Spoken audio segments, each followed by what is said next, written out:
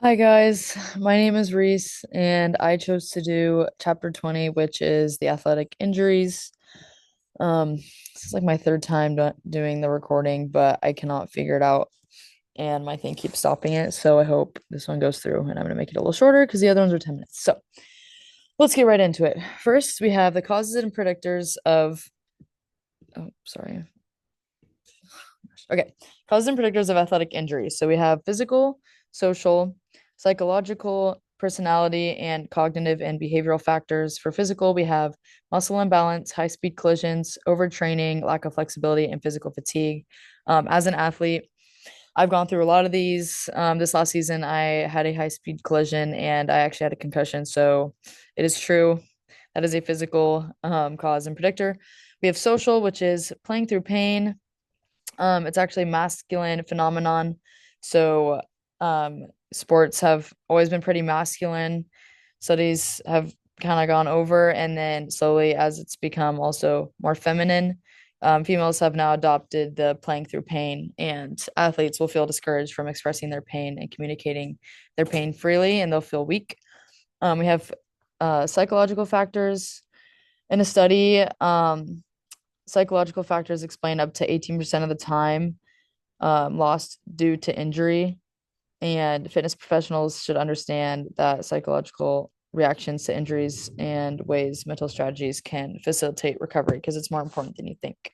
And it's most often stress, pressure, anxiety, or burnout. Um, for personality, this is slightly inconclusive and not exactly a huge indicator, but there are personality factors that can indicate an increased chance of injury. And then we also have cognitive and behavioral factors, risk compensation. If an athlete perceives that their risk for injury is lower, then their risk actually goes up for injury because they go more all out. And ignoring health problems is also an increased risk for injury. Now we have stress and injury. So, stress levels, an increased stress level indicates a higher injury percentage.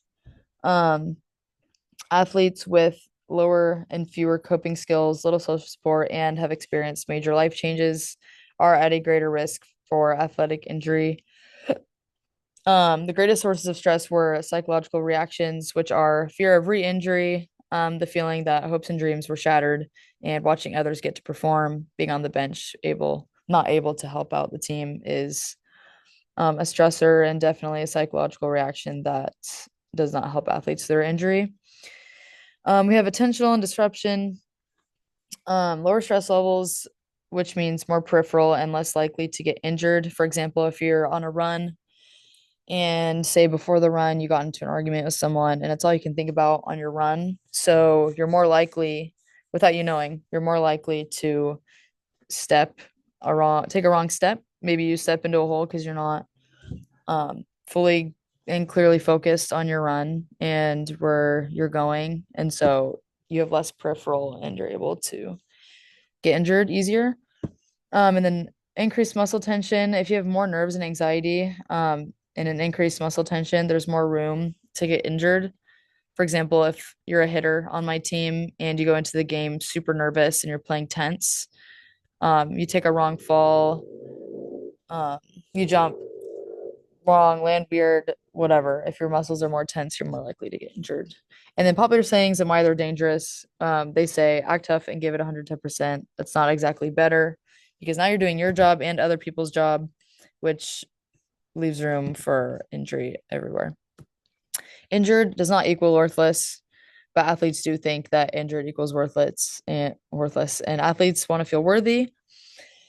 Um, and play while hurt, of course. Athletes who do play through injury and pain are valued more by coaches and teammates and applauded. I know some girls on my team are applauded for playing through injury, which shouldn't be the case. This increases the pressure to play when you're hurt, and even when it may increase the risk of the athlete's career, which we don't want at the end of the day. We just want healthy athletes. So playing injured is a no-no, and you should not. Psychological reactions to exercise and athletic injuries. The five stages of grief you've probably heard: denial, anger, bargaining, depression, acceptance, and reorganization. These aren't exactly linear, and you can hop from each stage. You don't have to exactly go in the order. And Athletes typically don't either. They hop from each one, different stages, different athletes. But typically, once you get to the acceptance and reorganization, you tend to be on the up, which is good. And then psychological relevance, we have perspective. So being injured can sometimes change the perspective of athletes in a good way. It can change your perspective on life and sport and learn from it. Same with emotion. Some athletes discuss their increasing willingness to share their feelings after they're injured. Coping mechanisms, accepting your injury and the challenges and overcoming the challenges that come with it can help an athlete grow through that. And then the relationships you build while you're injured can change your relationships for life, with your team, with your trainer, with all of those involved in your injury.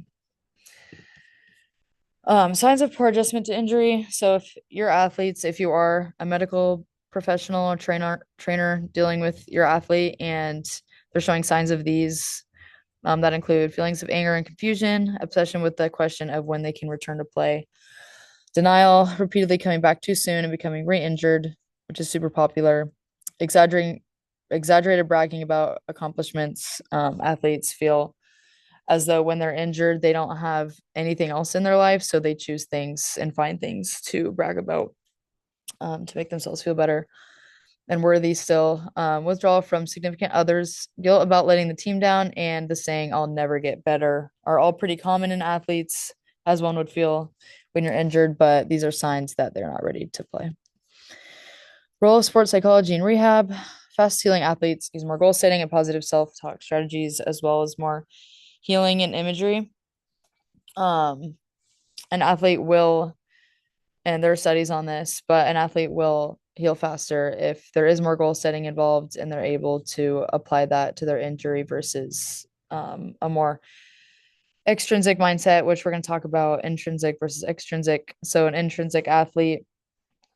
um, an athlete who's returning to play, or prepping to return to play, who is in it for the long haul and is focusing on getting better each day. They'll have a greater appreciation for the sport, a lot of better qualities. You can read those below. And then opposite for an extrinsic athlete who is not in the right perspective, maybe not in the right headspace, and is doing it more on the comparative side of, oh, they're probably going to get better than me, or I'm not going to come back, and a more negative self-talk. You can read below, but also has that athlete has diminished confidence and unsatisfying performances. And then we have the 3 phases of injury recovery. And yeah, these are just the three phases. And rapport is super important too. I didn't mention it in the slides, but being able to connect, empathize, and have positivity with stressing a team approach to recovery is huge for athletes, especially if you are a trainer helping them rehab their way back. And then lastly, we have recommendations from the US ski team. These are helpful for an injured athlete, especially being able to relate to someone at the highest level, and know that they went through it too. But they say to read your body and pace yourself accordingly, accept and positively deal with the situation, focus on quality training, not just longer reps, but not as intentional. Setting goals, working on mental skills training, and feeling confident with medical staff coaches. And these are all things that will help an injured athlete return to play faster, quicker, in a better headspace, in a way they won't get re-injured because they're not stressed and they're taking it slow as they should. So that's my presentation for athletic injuries, and I hope you guys learned a thing or two. And I'm definitely going to apply this to my team and myself if I'm ever in this situation. But I had a lot of fun learning about it. So thank you for listening.